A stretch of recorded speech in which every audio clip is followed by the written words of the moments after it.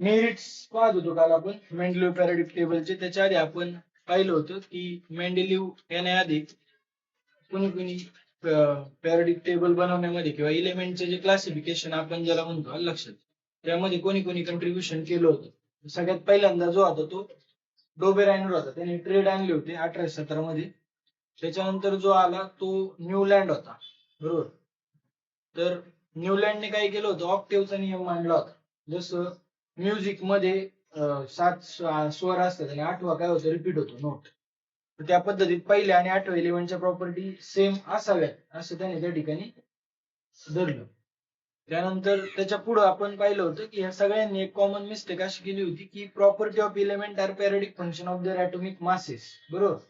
तुम्हाला काल असंही सांगितलं होतं की ॲटॉमिक मास जे ते न्यूट्रॉनमुळे बदलू शकतं, म्हणजे त्याचे आयसोटोप तयार होऊ शकतात. तर मग त्याची फंडामेंटल प्रॉपर्टी ॲटॉमिक मास येऊ शकत नाही, पण तरी त्यांनी घेतली.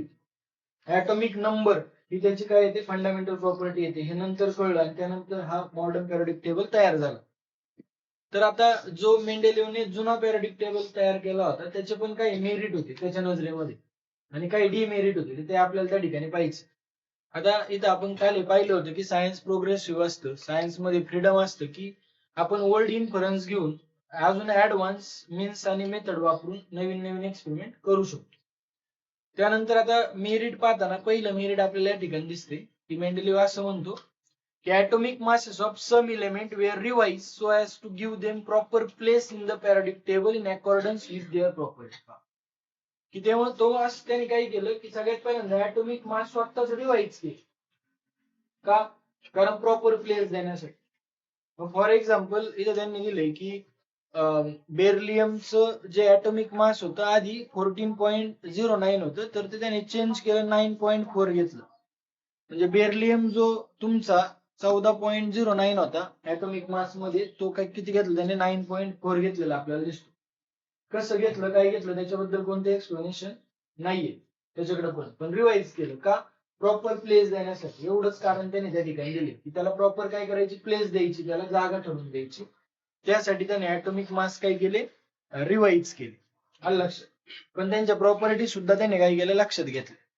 पहिली गोष्ट प्रॉपर्टी लक्षात घेतल्या, त्यानुसार ॲटॉमिक मास कमी जास्त केले आणि व्यवस्थित ते त्या ठिकाणी नेऊन ठेवले. आता सुद्धा मला वाटतं बेरिलियमचं 9.01 म्हणजे त्याच्या आसपासच आपल्याला दिसतं.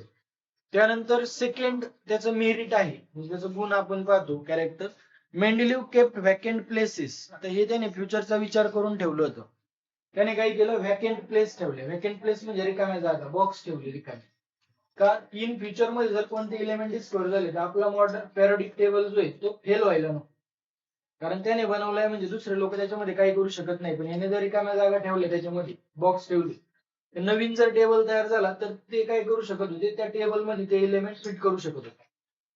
आणि त्याने काय केलं होतं की हे व्हॅकंट प्लेस ठेवताना त्यांनी जे बॉक्स ठेवले होते त्या बॉक्सच्या प्रॉपर्टी आधीच सांगितल्या होत्या की त्या बॉक्समध्ये जर इन फ्युचर मध्ये एलिमेंट सापडला तर अशा अशा प्रॉपर्टीचे सापडू शकतो.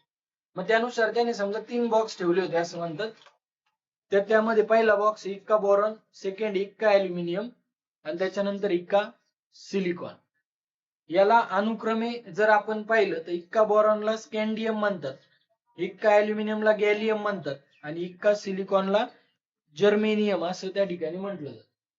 3 नावं आपली पाठ पाहिजे, जोड्या लावा वगैरे किंवा सहसंबंधासाठी ते येऊ शकतं. आलं लक्षात. तर इक्का बोरॉनला स्कॅन्डियम, इक्का अल्युमिनियमला गॅलियम आणि इक्का सिलिकॉनला जर्मेनियम असं म्हणतात. तर त्याने not only this but their property were also predicted.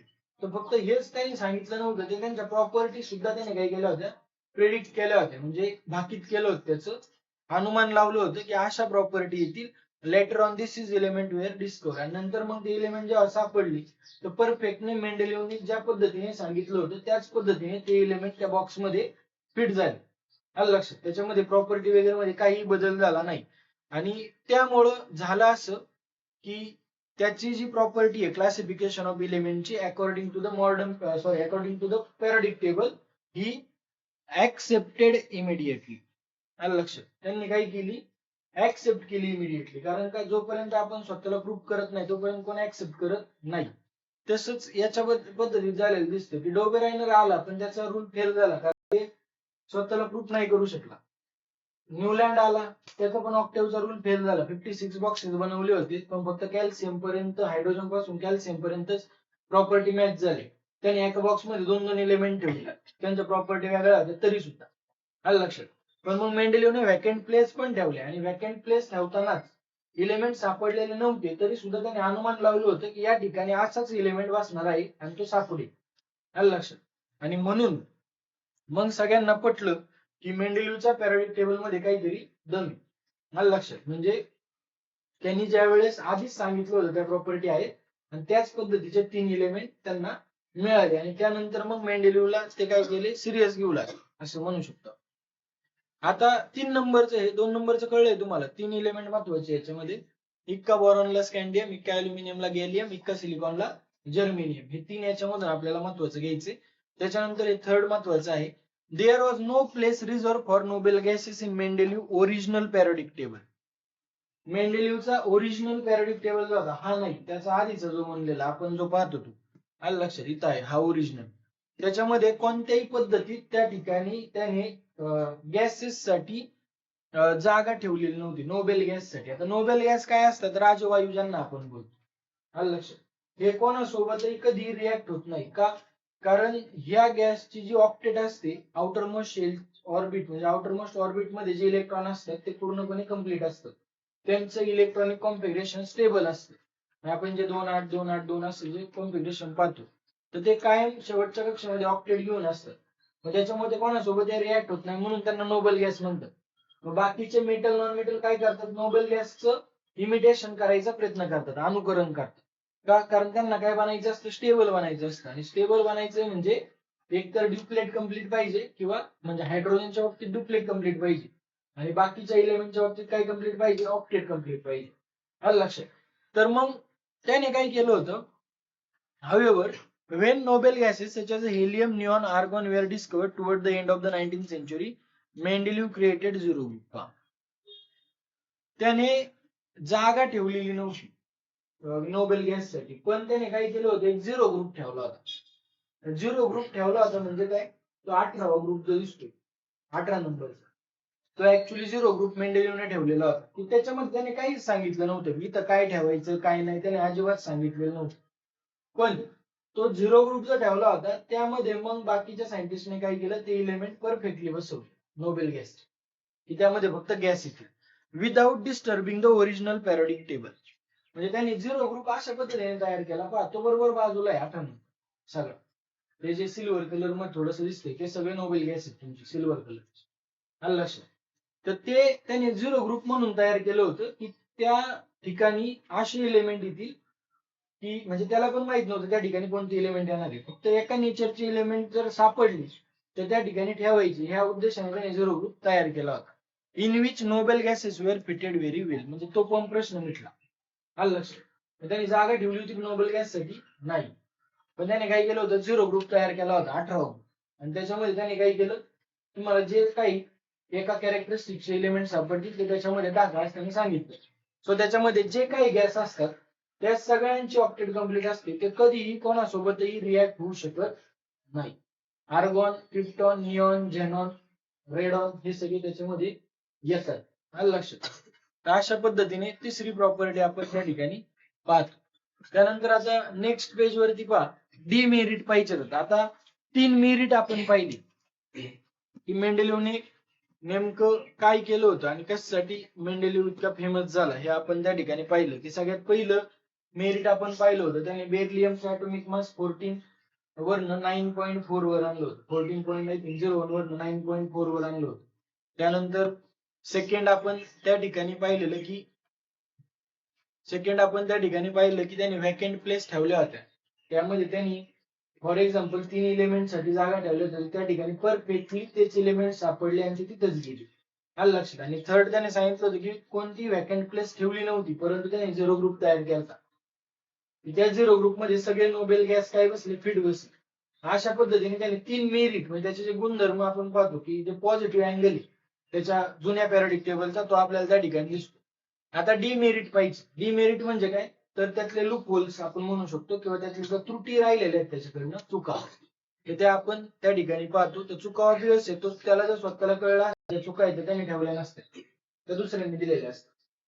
तर यामध्ये whole number of atomic mass of the element cobalt and nickel is the same. Cobalt आणि निकेलचा जो ऍटॉमिक मास आहे होल नंबर मध्ये तो सेम येतो. फॉर एक्झाम्पल किती 58, याचा येतो 58.93, याचा येतो 58.69 समथिंग. आलं लक्षात. पण होल नंबर सेम आहे, 58 आहे दोघांचं, मग त्यांना नेमकं कुठं ठेवायचं हा सगळ्यात मोठा प्रश्न होता. बरोबर ना, कारण नियर बाय राऊंड अप केलं तर दोन्ही पण 59 येणार आहे. मग निकेल आधी ठेवायचा का कोबाल्ट आधी ठेवायचा याविषयी थोडस अँबिग्युटी होती. अँबिग्युटी म्हणजे संभ्रम. आलं लक्षात. Therefore, there was an ambiguity regarding their sequence in Mendeleev periodic table. आलं लक्षात. अँबिग्युटीचा अर्थ असतो संभ्रम होता त्याच्यामध्ये. संभ्रम असणं म्हणजे कळत नाहीये की आता निकेल आधी ठेवायचा की कोबाल्ट आधी ठेवायचा, कारण दोघंही मेटल, दोघांच्या प्रॉपर्टी सेम आहे. सो ऍटॉमिक मास पण सेम येते, मग तुम्ही ठेवणार कुठं त्याला. आलं लक्षात. त्यानंतर सेकंड जे आहे म्हणजे अजूनही ते तसंच आहे, त्याच्यामध्ये अजूनही दुरुस्ती झालेली नाही. म्हणजे आधी कोण येतो कोबाल्ट येतो, मग कोण येतो निकेल येतो. आलं लक्षात. तर ते अजूनही तसंच आहे त्यांच्या ऍटॉमिक नंबरवरून. आलं लक्षात. कारण ऍटॉमिक नंबर कोबाल्टचा येतो 27, निकेलचा येतो 28. आलं लक्षात. तर मग तसं पाहिलं तर कोबाल्टच आधी यायला पाहिजे, पण हे कुठून कळतं ऍटॉमिक नंबरवर, याच्यावरून कळत नाही. Isotopes were discovered long time after Mendeleev put forth the periodic table. मेंडेलिव्हने periodic table तयार झाल्यानंतर खूप वेळेनंतर त्या ठिकाणी आयसोटोप तयार झाले. त्याची सांगितलं तुम्हाला isotope same atomic number, different atomic mass number. तर ज्याचा ऍटॉमिक नंबर सेम असतो पण ऍटॉमिक मास नंबर काय असणार आहे, वेगवेगळा असणार आहे.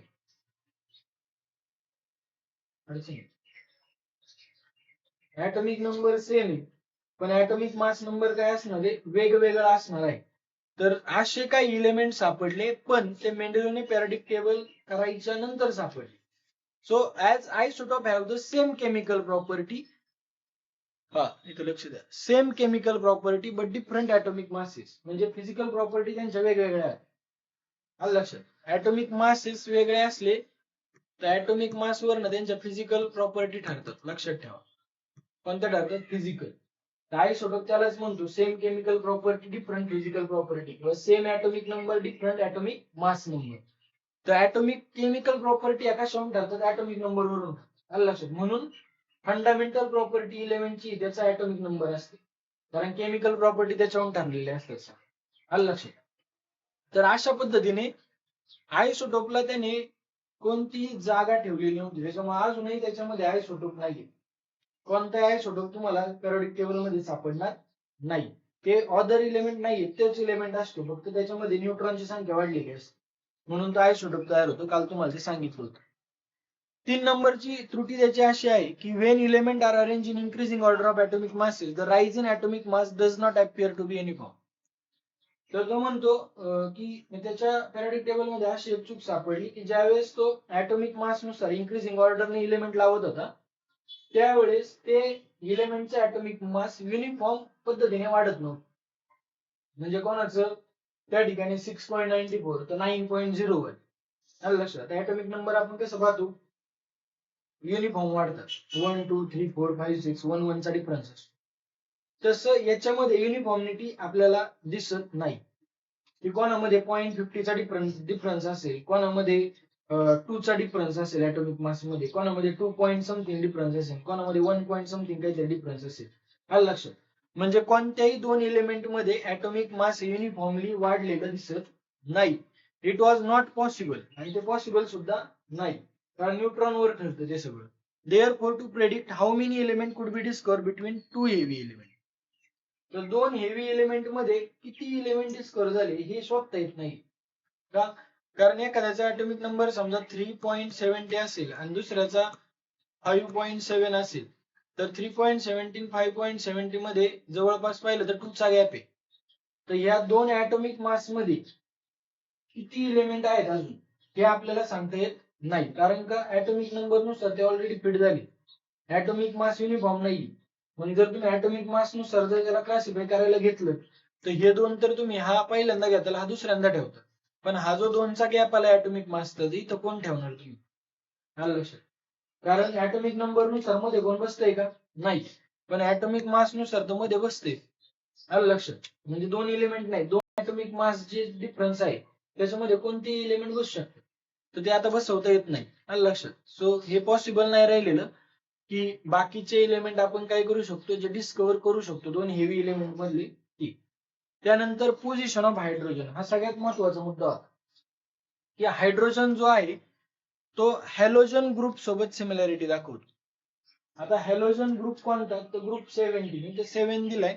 7 का? तर तिथे नीट पहा, रोमन मध्ये नंबर दिले 7 1 second A, third B, fourth B, fifth 6 B, 7 B असे नंबर आहेत. तर हा जो हॅलोजन असतो ग्रुप 7 किंवा याला 17वा ग्रुप म्हणलं तरी चालतं. कितवा ग्रुप? 17 नंबरचा ग्रुप म्हणलं तरी चालतं याला, ग्रुप 70. तर 17 नंबरचा ग्रुप जो आहे तो हॅलोजन इलेव्हनचा ग्रुप असतो. मग तुमचा फ्लोरीन, क्लोरीन, ब्रोमीन, आयोडीन, तो पिंक कलर कोणता आहे? पिंकच आहे ना तो. आलं लक्षात? काय असेल ते असेल. Chlorine, chlorine, bromine, iodine, antimony ह्याच्या सोबत हॅलोजन प्रॉपर्टी सिमिलॅरिटी शो करतो. पण हायड्रोजन कुठे आहे पहा, इकडे मेटल मध्ये. आता ते का ते कळलं पहा. For example, the molecular formula of hydrogen is H2 while the molecular formula of fluorine and chlorine F2 and Cl2. अशा पद्धतीची सिमिलॅरिटी दिसते त्यांच्या फॅमिली सोबत की हायड्रोजन H2 येतो, क्लोरीन पण F2 होतो, क्लोरीन Cl2 होतो, Br2 होतो, I2 होतो, आयोडीन. आलं लक्षात? पण मग या ठिकाणी in the same way there is a similarity in the chemical property of hydrogen. पहा, केमिकल प्रॉपर्टी ज्या आहेत हायड्रोजनच्या आणि अल्कली मेटलच्या ग्रुप फर्स्ट मध्ये. अल्कली मेटल कुठे आहेत? त्यांचा ग्रुप, तुमचा ग्रुप फर्स्ट मध्ये. मग याला ग्रुप 1 म्हणलं तरी चालतं. पहिला ग्रुप. ग्रुप फर्स्ट मध्ये काय येतो? पहिला ग्रुप जो आहे त्याच्यामध्ये जे अल्कली मेटल आहे, अर्थ मेटल नाही, फक्त अल्कली मेटल. तर जे अल्कली मेटल आहे त्यांच्या सोबत हायड्रोजन काय करतो? केमिकल प्रॉपर्टी सिमिलॅरिटी शोधतो. वरती काय दाखवणार आहे? तो त्याची मॉलिक्युलर फॉर्म्युला म्हणजे फॅमिली मधली सिमिलॅरिटी दाखवतो. H2, Cl2, F2 अशी. पण नंतर ग्रुप पहिल्यासोबत तो काय करतो? केमिकल प्रॉपर्टीची सिमिलॅरिटी दाखवतो. आलं लक्षात? There is a similarity in the molecular formula of the compound of the hydrogen alkali metal Na आणि potassium formed with chlorine and oxygen. On considering the above property, it cannot be decided whether the correct position of hydrogen is in the group of alkali metal or in the group of halogen. कारण तो 17 number आणि first number म्हणजे 17 नंबरचा जो halogen group आहे त्याच्यासोबत त्याच्या family similarity show करतो. म्हणजे कोणत्या? मॉलिक्युलर फॉर्म्युल्याच्या समजा. आणि इकडे तो केमिकल सिमिलॅरिटी शो करतो. मग आता नेमका त्याला कुठे ठेवायचा? तर मग हे मॉडर्न पॅरियोडिक टेबल झाल्यानंतर सुद्धा सॉल्व्ह झालेलं नाही. पण according to the atomic number तो तिथंच येतो. आलं लक्षात? तसं तिकडे जरी आला असता तरी त्याचा एकच नंबर आला असता. आलं लक्षात? मग ते मॉडर्न पॅरियोडिक टेबल तयार केल्यानंतर सुद्धा ते जे संभ्रम आहे तो तसाच राहिला. आलं लक्षात? तो तिथंच ठेवण्यात आला कारण त्याला इकडे प्लेस करता आलेला नाही फ्लोरीनच्या वर. कारण का? तर ऍटॉमिक नंबर नुसार जर मॉडर्न पॅरियोडिक टेबल तयार होते तर ऍटॉमिक नंबर प्रेफरन्स कोणाला देतो? केमिकल प्रॉपर्टीला. आलं लक्षात? ऍटॉमिक नंबर कोणाला प्रेफरन्स देईल? Chemical property. सो केमिकल प्रॉपर्टीला जर ऍटॉमिक नंबर प्रेफरन्स देतोय तर हायड्रोजन अल्कली मेटल सोबतच केमिकल प्रॉपर्टी दाखवतो म्हणून तो तिथं झालाय. आलं लक्षात? जर फिजिकल प्रॉपर्टी वगैरे प्रेफरन्स दिला असता ऍटॉमिक मास नुसारच असता तर तो तिकडे गेला असता. मग आलं लक्षात? मग तिथं राहिला नसतं केमिकल प्रॉपर्टी सोबत. लक्षात आलं इथपर्यंत? तर याच्यामुळे आता हायड्रोजनची पोझिशन मेंडेलिव्ह सांगू शकत नव्हता की नेमकी कोणती. तर ही एक त्याची त्रुटी असलेली आपल्याला त्या ठिकाणी दिसते. तर अशा पद्धतीने 3 आपण त्याच्यामध्ये काय केल्यात? 3 नाही, मला वाटतं 4 त्यामध्ये आपण डिमेरिट त्याचे पाहिले. पहिलं डिमेरिट आपण पाहिलं कोबाल्ट आणि निकेलच्या बाबतीत की दोघांचे atomic mass number whole number मध्ये. तर त्यामध्ये कोणाला फर्स्ट नंबर द्यायचा, कोणाला सेकंड द्यायचा हे ठरवता येत नाही. सेकंड, आयसोटोप साठी कोणतीही जागा रिकामी ठेवलेली नव्हती आणि आयसोटोप प्लेस करता आलेले नाही. थर्ड, की ऍटॉमिक मास हे इन्क्रीजिंग ऑर्डरने म्हणजे इलेमेंट ज्यावेळेस अरेंज करत होते इन्क्रीजिंग ऑर्डरने त्यावेळेस त्या ठिकाणी असं दिसलं की ऍटॉमिक मास युनिफॉर्म वेने इन्क्रीज होत नाही. ते कसे इन्क्रीज होते? त्या दोन इलेमेंट मध्ये किती डिफरन्स त्या ठिकाणी शो होतो. त्यानंतर फोर्थ पाहतो पोझिशन ऑफ हायड्रोजन की हायड्रोजन 17 नंबर 17 नंबरच्या ग्रुप सोबत सिमिलॅरिटी शो करतो. त्यांची फॅमिली सिमिलॅरिटी किंवा मॉलिक्युलर फॉर्म्युला सिमिलॅरिटी शो करतो. परंतु तो फर्स्ट ग्रुप सोबत केमिकल प्रॉपर्टी सोबत. आलं लक्षात. सो त्याच्यामुळे हायड्रोजनला नेमका फर्स्ट ग्रुपला ठेवायचा की 17 ग्रुप मध्ये न्यायचा हे फिक्स झालेलं नाही. कारण ऍटॉमिक मास नुसार फिक्स होत नाही, पण ऍटॉमिक नंबर नुसार मग फिक्स झालं मॉडर्न पिरियड टेबल मध्ये तिथंच ठेवायचं. तरी पण अजून त्याच्यावर रिसर्च चालू आहे. त्यानंतर आता पुढे बघूयात.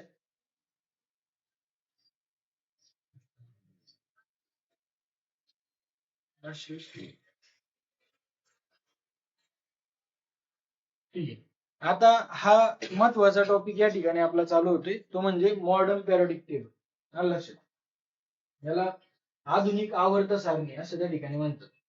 म्हणजे जे आता जो आपण हा शिकतोय हा मॉडर्न पिरियडिक टेबल हाच आपल्या पेपरमध्ये आहे, पुढे पुस्तकात नाही. आता ते म्हणतात the scientific world did not know anything about the interior of atom when Mendeleev put for the periodic table. म्हणजे सायंटिफिक वर्ल्डला विज्ञानाच्या जगाला माहित नव्हतं की नेमकं इंटेरियर ऑफ ॲटम मध्ये काय असतं.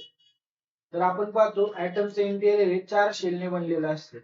ॲटमच्या केंद्रस्थानी म्हणजे जो ॲटमचा सेंटर ऑफ ॲटम आहे तिथे त्या ॲटमचं होल मास काय झालेलं असतं, ॲक्युमुलेट झालेलं असतं सेंटरला.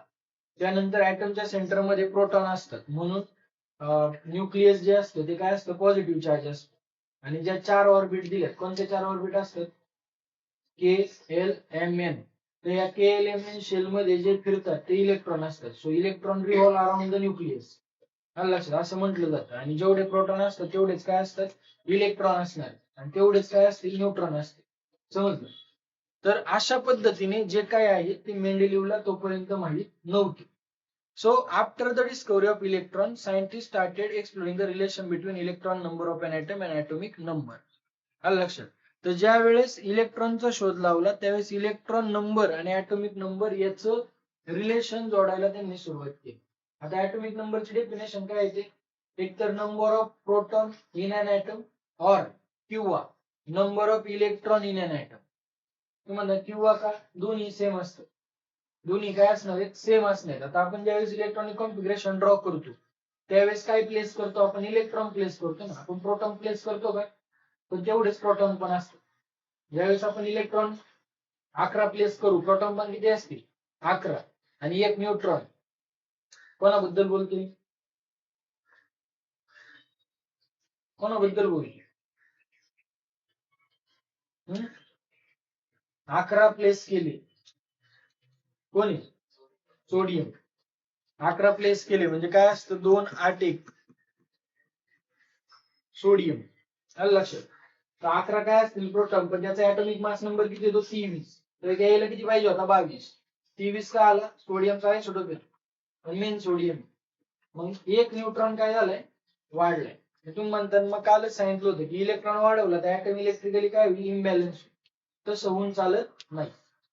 आता इथं खाली दिलंय त्यांनी की the atomic number in Mendeleev periodic table only indicate the serial number of the element. असं जुन्या पिरियडिक टेबल मध्ये होतं की जो ॲटॉमिक नंबर त्याने दाखवला होता तो ॲटॉमिक नंबर नसून तो सिरियल नंबर होता जुन्या पिरियडिक टेबल मध्ये. पण आता त्या सिरियल नंबरला व्हॅल्यू आहे, कारण तो नुसता सिरियल नंबर नाहीये मॉडर्न पिरियडिक टेबल मध्ये, तो ॲटॉमिक नंबर पण. आलं लक्षात. तो मेंडेलिव्हला माहित होतं ते नाही. मेंडेलिव्हने काय केलं, ॲटॉमिक मास नुसार अरेंज केले होते, त्याच्यामुळे त्यांनी फक्त सिरियल दिल्या. 1 नंबरला हा, 2 नंबरला हा, 3 नंबरला हा, 4 नंबरला अशा सिरियल दिल्या. त्यावेळेस त्याला माहित नव्हतं की हे ॲटॉमिक नंबर. पण ज्यावेळेस हेनरी मोसले जो सायंटिस्ट होता, with the help of experiment done using X-ray tube, that the atomic number Z of the element correspond to the positive charge on the nucleus or the number of proton in the nucleus of the atom. ही atomic number ची definition. Positive charge on the न्यूक्लियसचा correspond म्हणजे काय, तुमचा जो atomic number येतो तर तुमच्या ॲटम मध्ये जितके पॉझिटिव्ह चार्ज असतील त्याच्या करस्पॉन्ड म्हणजे त्याच्या संलग्न असेल. म्हणजेच कोणाच्या, नंबर ऑफ प्रोटॉन. लक्षात, कोणाच्या संलग्न असेल, नंबर ऑफ प्रोटॉनचे. समज की जितके प्रोटॉन असतील ॲटम मध्ये तितकेच त्या ठिकाणी तोच काय असेल, तुमचा ॲटॉमिक नंबर असेल, झेड. ॲटॉमिक नंबर डिनोट कशाने करतात, झेड ने करतात. Number of proton in an atom is called its atomic number. Atomic mass number काय, प्रोटॉन प्लस इलेक्ट्रॉन किंवा प्रोटॉन प्लस न्यूट्रॉन, त्याला काय म्हणतात, ॲटॉमिक मास नंबर असं त्या ठिकाणी आपण म्हणतोय अणुवस्तुमानांक. आता पुढे दिले this reveal that atomic number is a more fundamental property of an element than it atomic. या ठिकाणी त्यांना कळायला सुरुवात झाली की ऍटॉमिक नंबर म्हणजे पॉझिटिव्ह चार्ज. आलं लक्षात. मग पॉझिटिव्ह चार्ज आहे तर पॉझिटिव्ह चार्ज सगळ्या ऍटमवर इम्पॅक्ट करत असतो. कारण जेवढे पॉझिटिव्ह आहे तेवढेच निगेटिव्ह तयार व्हायला लागतात तरच ऍटम बॅलन्स. आणि मग सगळे एलिमेंट जर बॅलन्स नेचर मध्ये असतील तर मेन फंडामेंटल प्रॉपर्टी काय ऍटॉमिक नंबर. कारण प्रोटॉन नसतील किंवा प्रोटॉनचे प्रोटॉनला डिफाईनच नाही केलं आपण तर मग ते फंडामेंटल प्रॉपर्टी त्याची होऊ शकत नाही. लक्षात आलं. तर मग हे त्या ठिकाणी त्यांना कळलं की ऍटॉमिक नंबर हे मोर फंडामेंटल आहे दॅन ऍटॉमिक मास. कारण ऍटॉमिक मास तुम्हाला सांगितलं बदलू शकतो, न्यूट्रॉन बदलले पण ऍटॉमिक नंबर बदललं का कधी शक्य नाही. ऍटॉमिक नंबर बदललं का प्रोटॉन वाढू शकत नाही. ते प्रोटॉन वाढले तर इलेक्ट्रॉन वाढायला लागते ना. आज झालं तर ऍटमचं नावच बदलले. बरोबर आहे का नाही. समजा मी एक प्रोटॉन वाढवला, सोडियम माझ्याकडे, सोडियमकडे मला 11 प्रोटॉन आहेत, मी 12 केली, सोडियमचा काय झालं मॅग्नेशियम. सो एक इलेक्ट्रॉन पण ऑटोमॅटिक वाढ. लक्षात आलं. समजते. तर अशा पद्धतीने ऍटॉमिक नंबर ही मोर फंडामेंटल प्रॉपर्टी. कारण ज्यावेळेस तुम्ही प्रोटॉन बदलत जाता ऍटम बदलतो. आलं लक्षात. पण मग काय होईल तुम्ही ऍटॉमिक मास बदलले तर काही होणार नाही. होईल का काय ऍटॉमिक मास वाढवत गेले नाही. तुमचे आयसोटोप तयार होते. आलं लक्षात. काय तयार होतं आयसोटोप तयार होती. न्यूट्रॉन वाढवत नाही तुम्ही. न्यूट्रॉनवर चार्ज नसतो त्याच्यामुळे ऍटम न्यूट्रलच राहील. आलं लक्षात. म्हणून ऍटॉमिक नंबर ही मोर फंडामेंटल प्रॉपर्टी आहे ऍटॉमिक मास पेक्षा. त्या ठिकाणी समजलं. According the statement of the modern periodic law. आणि मग नवीन स्टेटमेंट तयार झालं सायन्स मध्ये की ते काय property of element are periodic function of their atomic number. जुनं स्टेटमेंट काय होतं property of element are periodic function of their atomic mass. आलं लक्षात. आता काय ऍटॉमिक नंबर. त्यांना कळलं की आता ऍटॉमिक नंबर हेच मोर फंडामेंटल आहे. कारण जसे प्रोटॉन वाढवत जाऊ तसे ऍटमच चेंज होणार. म्हणजेच तो मूलभूत आहे. त्याला आपण बदलू शकत नाही ऍटॉमिक नंबरला. मास तर बदलू शकतो. त्याच्यामुळे मास नुसार पॅराडिक टेबल तयार करणे हे चुकीचे आहे हे त्या ठिकाणी कळलं. मग नवीन पॅराडिक टेबल ह्या स्टेटमेंटवर तयार झाला. Property of element are periodic function of their atomic number. आलं लक्षात. मग आता पुढच्या पेजवर पहा. ज्यावेळेस ते मॉडर्न पॅराडिक टेबल तयार करायला गेले त्यावेळेस त्या पॅराडिक टेबल एक नाव त्यांनी दिलं ते म्हणजे long form of periodic table. Modern periodic टेबललाच काय म्हणतात long form of periodic table. Long form म्हणजे काय तर त्याचं सरळ रूप किंवा मोठं रूप ज्याला आपण म्हणतो. लक्षात. Long form of periodic table. Modern periodic टेबलला असं का म्हणतात लॉंग फॉर्म आहे तर मॉडर्न पॅराडिक टेबल जर ऍब्रिव्हिएशन असेल शॉर्ट असेल तर त्याचा लॉंग फॉर्म काय आहे मॉडर्न पॅराडिक टेबल. म्हणजे जुना पॅराडिक टेबल जर शॉर्ट फॉर्म असेल तर त्याचा लॉंग फॉर्म काय आहे मॉडर्न पॅराडिक टेबल. कारण ज्या ज्या चुका सापडल्या होत्या त्यातल्या मोस्ट ऑफ चुका नवीन पॅराडिक मॉडर्न पॅराडिक टेबल मध्ये आधुनिक आवर्त सारणीमध्ये काय केल्या दुरुस्त केल्या गेल्या. आलं लक्षात. नीट केल्या गेल्या. तर आता इथं पहा classification of element resulting from an arrangement of element in an increasing order of their atomic number. आता इथून पुढे सगळं ऍटॉमिक नंबरने अरेंज आहे. डोबेरायनरने ऍटॉमिक मास नंबरने अरेंज केलं होतं. न्यूलँडने ऍटॉमिक मासने अरेंज केलं होतं. मेंडेलिव्हने सुद्धा काय केलं होतं ऍटॉमिक मासनुसार अरेंज केलं होतं. मॉडर्न पॅराडिक टेबल हा सुद्धा मेंडेलिव्हचाच आहे. त्याच्यामध्ये दुरुस्ती केल्या होत्या त्याच्या टेबलमध्ये. लक्षात ठेवा. The property of element can be predicted more accurately with the help of modern periodic table. आता प्रॉपर्टी मोर ऍक्युरेटली प्रेडिक्ट व्हायला लागलाय का कारण ऍटॉमिक नंबरवर बेस ठेवला आता. तर ऍटॉमिक नंबरच काय असतो फंडामेंटल प्रॉपर्टी असतो. The modern periodic table is also called long form of the periodic table. Modern periodic टेबलला काय म्हणतात long form of periodic table. जुना पॅराडिक टेबल त्याचा लॉंग फॉर्म तयार केला म्हणजे काय झालं तुमचा एक नवीन पॅराडिक टेबल त्या ठिकाणी तयार झालाय. आता in the modern periodic table element are arrange in according with their atomic number. हे सगळं रिपिटेशन त्यांनी त्या ठिकाणी केले. तर मॉडर्न पॅराडिक टेबल मध्ये एलिमेंट अरेंज केले ऍटॉमिक नंबर नुसार. परंतु the ambiguity about the position of hydrogen is not remove even in the modern periodic table. Hydrogen बाबतचे संभ्रम होता तो मॉडर्न पॅराडिक टेबल मध्ये सुद्धा क्लिअर झालेला नाही. आणि माझ्या मते तो क्लिअर होऊ शकला नाही कारण का ऍटॉमिक नंबर ही केमिकल प्रॉपर्टी सोबत रिलेट असते. आणि ऍटॉमिक नंबर हा केमिकल प्रॉपर्टी सोबत रिलेट असतो आणि hydrogen chemical property alkali metal सोबतच रिलेटेड. आलं लक्षात. आणि म्हणून ते तिकडे गेलेला नाही. तुम्ही म्हणता तिथं काही इकडचं ठेवायला जमलं असतं तसं ठेवता येत नाही कारण त्याच्या प्रॉपर्टी सगळ्या विचारात घेतल्या जातं. वी हॅव सीन, आता हे आपण सगळं पाहिले, जाऊ दे सोडा, की काय असतं नेमकं हे आपल्याला माहिती. इलेक्ट्रॉनिक कॉम्प्युटेशन वगैरे हे आपल्याला पुढे जाऊन पाहिजे, ते वाचण्यात काय अर्थ नाही. आता जो परीक्षा सगळ्यात जास्त प्रश्न येतात ते याच्यावर येतात. Structure of modern periodic table, एका रिकाम्या जागेपासून ते ऍक्टिव्हिटी पर्यंत येऊ शकतं. आलं लक्षात. आता structure of modern periodic table जर तुम्ही पाहिलं तर the modern periodic table contains 7 horizontal row. याच्यामध्ये 7 हॉरिझॉन्टल रोज असतात. हॉरिझॉन्टल म्हणजे आडव्या लाईन रोज. तर हे 7 दिसतात का तुम्हाला उभे? 1 2 3 4 5 6 7 नंबर दिसतात. हे आडवे 7. खालच्या लाईनचं काय? त्या 2 लाईन वेगळ्या आहेत, लॅन्थेनॉइड आणि 3 लाईन नाही बरं का, हे त्यांनी नाव दिली कलरला काय म्हणायचं. तर हे जे लॅन्थेनॉइड आणि ऍक्टिनॉइड आहेत हे 2 वेगळे. पण वरती किती पिरियड दिसतो तुम्हाला? 7. ते दिले the modern periodic table contain 7 horizontal rows called the period 1 to 7. 1 to 7 periods असतात त्याच्यामध्ये. तर ते जे पिरियड आहेत ते हॉरिझॉन्टल असते. त्यानंतर 18 व्हर्टिकल कॉलम, 18 उभे कॉलम असतात या टेबलमध्ये. ग्रुप दिलेत त्याला 1 ते 8. 1 नंबर पासून वरच लक्षात घ्यायचे नंबर जे दिलेत 1 पासून 18 पर्यंत ग्रुप दिले. 18व्या ग्रुपला ग्रुप 8 असं पण म्हणतात, ते दिसतंय तुम्हाला. 18व्या ग्रुप 8 असं सुद्धा त्या ठिकाणी म्हणतात. तर 18 ग्रुप दिलेले आहेत तुम्हाला. तर ते 18 ग्रुप हे व्हर्टिकल आहेत उभे, आणि मग हे आडवे उभे मिळून त्या ठिकाणी काय होतात? बॉक्स तयार होतात. आलं लक्षात. हे सगळे आडवे आणि उभे मिळून काय होणार आहेत? बॉक्स तयार होणार आहेत, असं आपण पाहतो. तर आता या ठिकाणी दिले arrangement of the period and the group result in the formation of boxes. ते बॉक्स बनले. Each box correspond to the place for 1 element. प्रत्येक बॉक्स मध्ये एकच इलेमेंट ठेवला गेला.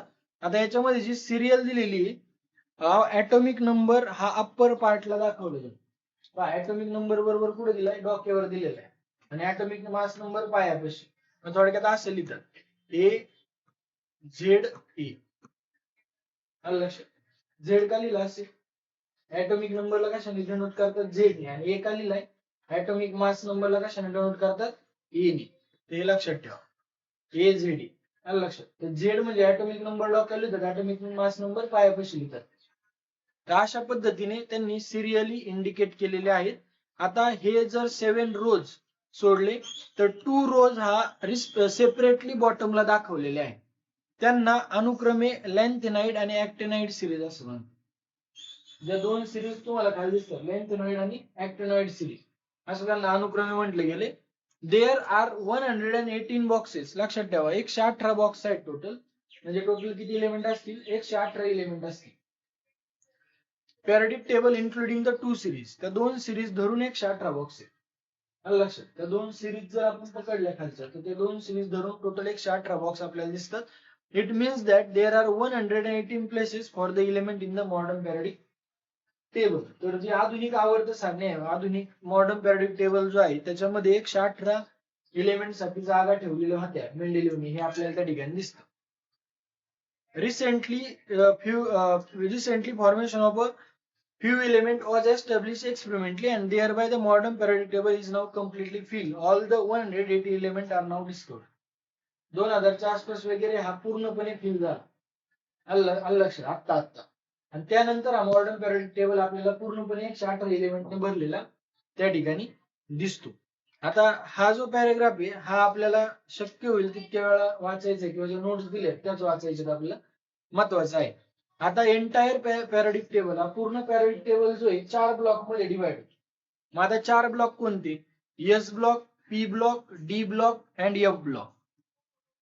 SPDF असे 4 ब्लॉक असतात. S block, P block, D block आणि एफ ब्लॉक. आलं लक्षात. तुम्हाला असं लक्षात ठेवायला लावलंय SDPF. आलं लक्षात. कारण का एस ब्लॉक मध्ये काय येतात पहा. एस ब्लॉक मध्ये 1 and 2 हे ग्रुप येतात. पहिला आणि दुसरा जो ग्रुप असेल अल्कली मेटल आणि अल्कली अर्थ मेटल.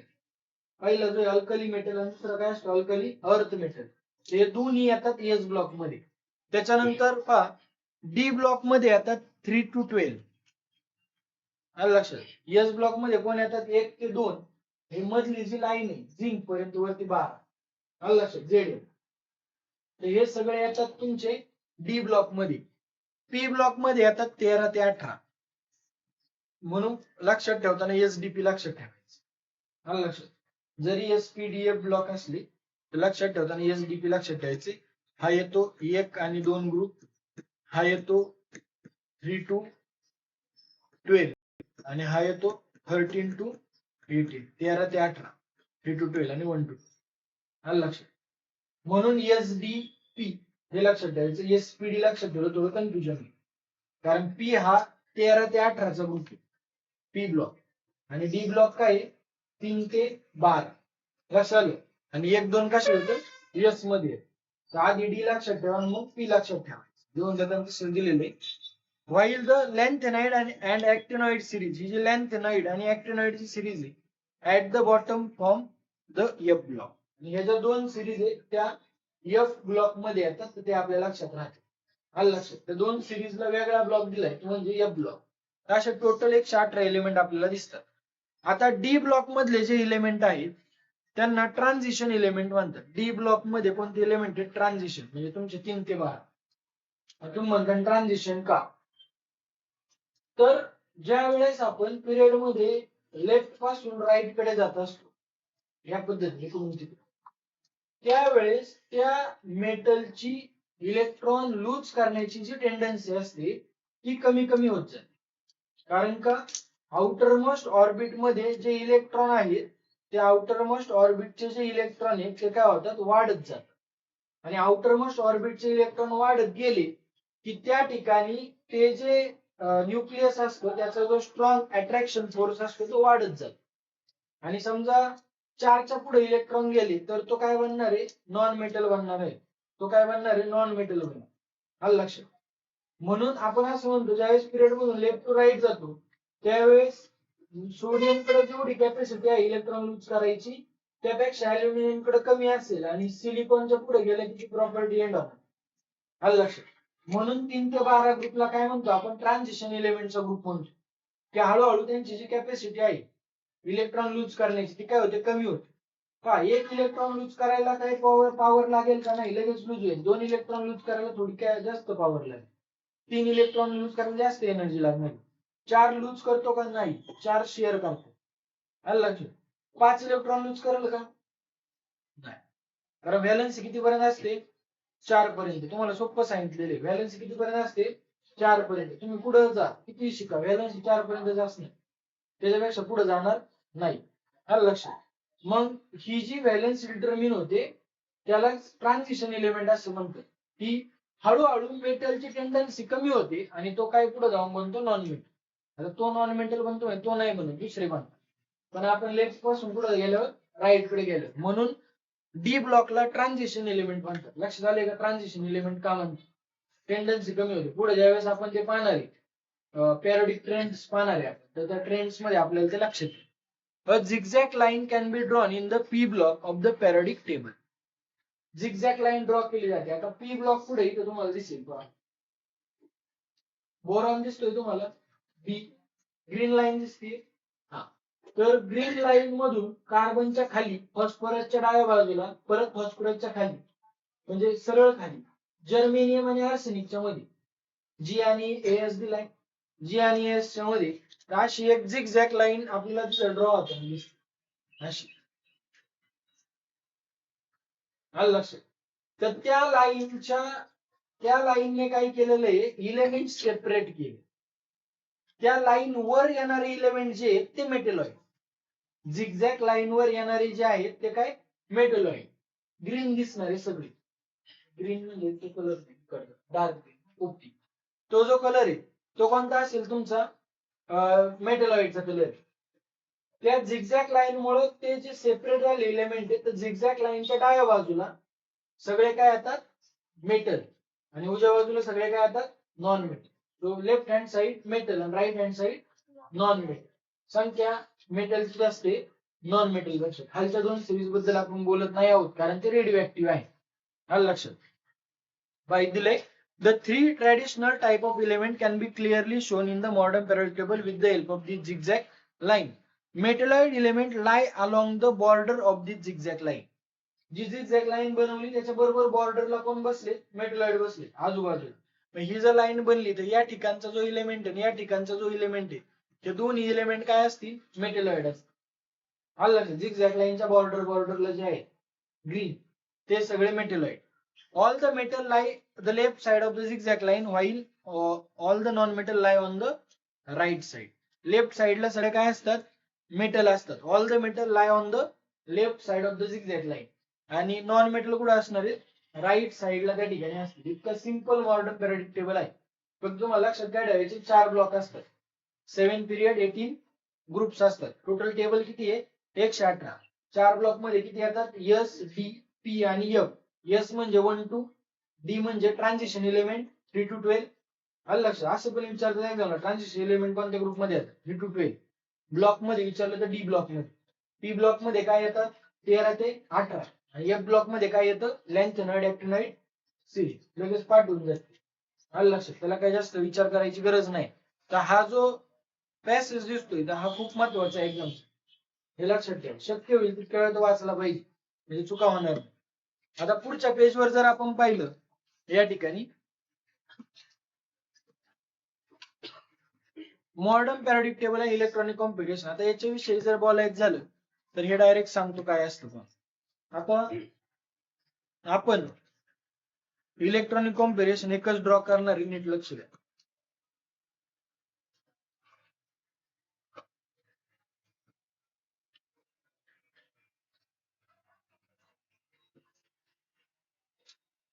या 4 शेल काढल्या केलो. आलं लक्षात. तर आता याच्यामध्ये जर आपण पाहिलं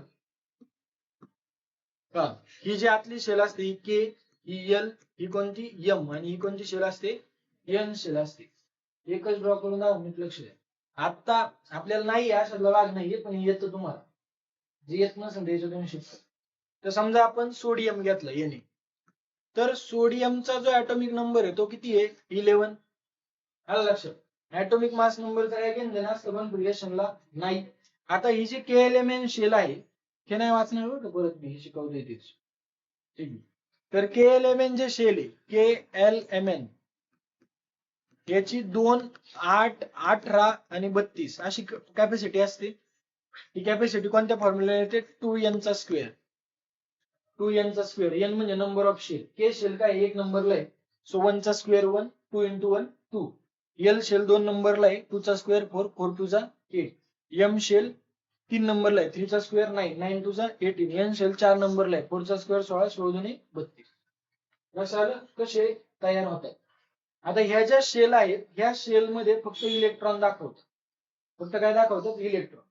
मग आता इलेक्ट्रॉन इथे आहेत कारण number atomic number is equal to number of electron or number of proton. लक्षात आलं. आणि ऍटॉमिक मास नंबर म्हणजे इलेक्ट्रॉन प्लस प्रोटॉन. हे नीट लक्षात ठेवा. ही बेसिक कन्सेप्ट आहे. 11वीला गेल्यावर पहिल्यांदा तुम्हाला हाच प्रश्न त्या ठिकाणी येणार आहे. ऍटॉमिक मास नंबर तुम्हाला माहिती काय असतं ऍटॉमिक नंबर माहिती काय असतो. आलं लक्षात.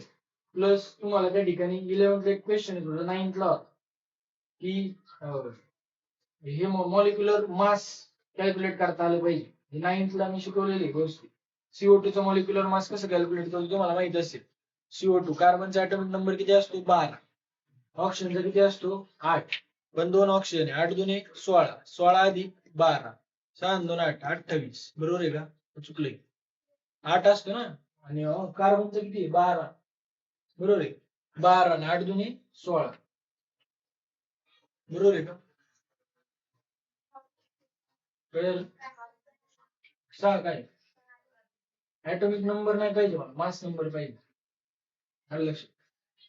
मास नंबर हा मग ऑक्सिजनचा 16 आहे ना. सॉरी तरी मला काहीतरी चुकते. ऑक्सिजनचा 16 असतो ते 2 ऑक्सिजन आहेत 16 2 32 32 अधिक 12 मी किती झाले 4 4 44. हा कार्बन वेगळा किंवा 3 10 मिनिटं जाते बरं आहे.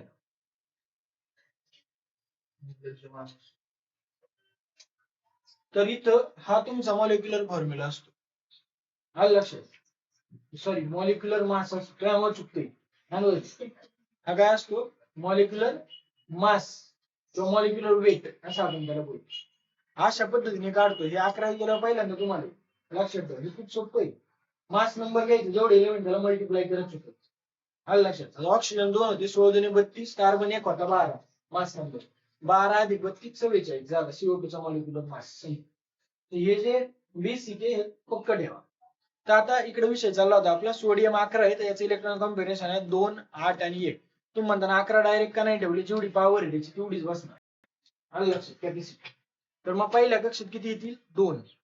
हे जे ड्रॉ करतोय ते इलेक्ट्रॉनिक कॉन्फिगरेशन आहे 1 2 3 4 5 6 7 आणि 8.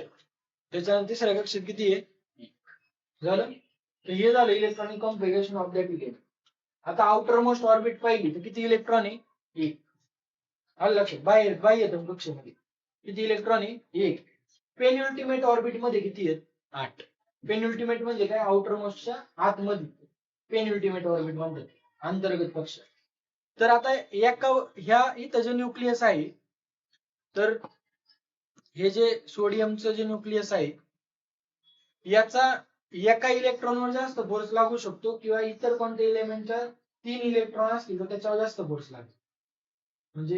म्हणजे काय, आता इथं 1 इलेक्ट्रॉन आहे, हा न्यूक्लियस याच्यावर जितका फोर्स अप्लाय करतो, दुसऱ्या एखाद्या इलेक्ट्रॉनच्या आउटर मोस्ट ऑर्बिट मध्ये जर 3 इलेक्ट्रॉन असतील तर कोणाचा फोर्स जास्त असेल, ज्याच्या ऑर्बिट मध्ये 3 इलेक्ट्रॉन, ज्याच्या ऑर्बिट मध्ये किती आहेत 3.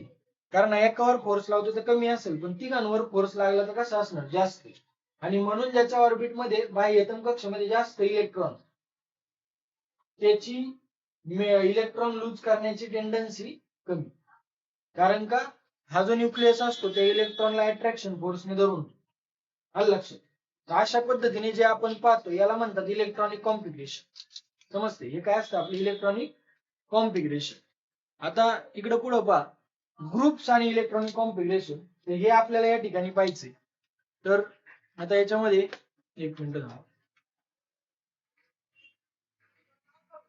आणि हे झाले ग्रेडेशन वगैरे झालेले हेच आहे.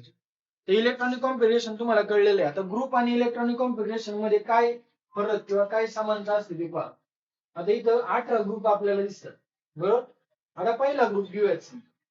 पहिल्या ग्रुपमध्ये हायड्रोजन 1 आहे, लिथियम 2 आहे, सोडियम 3 आहे. समजा आपण घेतली, हायड्रोजनचा ॲटॉमिक नंबर 1 आहे, लिथियमचा किती आहे 3, आणि सोडियमचा किती आहे 11. तुम्हाला लगेच फरक कळेल. हायड्रोजनचं कॉन्फिगरेशन 1 येणार, लिथियमचं 2-1 येणार, सोडियमचं 2-8-1 येणार.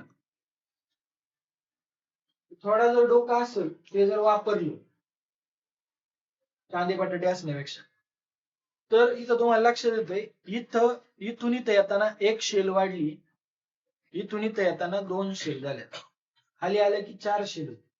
तुम्ही म्हणता 4च असतं, त्याच्या खाली आलं मग ते 11 जावं लागेल तुम्हाला. SPDF या पुन्हा 4 शेल असतात. आलं लक्षात. त्यांना आपण अबबाऊ प्रिन्सिपल असं म्हणतो. अब्बू नाही, अबबाऊ. आलं लक्षात. त्यांना काय म्हणतो अबबाऊ प्रिन्सिपल असं आपण म्हणतो. अबबाऊचं प्रिन्सिपल असतं.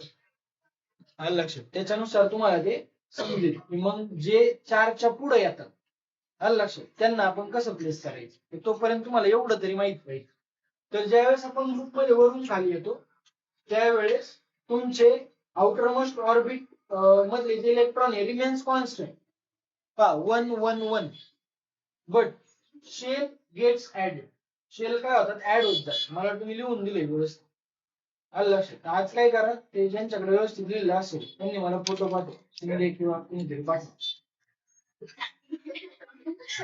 काय रे काय पडलं, ठीक आहे जाऊ दे, वेचून नाही नंतर लागत असलं आता काही. तू काय पडलं घाबर. तर तुम्ही तरी मला फोटो पाठवा, 2 मिनिटात प्रेझेंट द्या पटकन. चल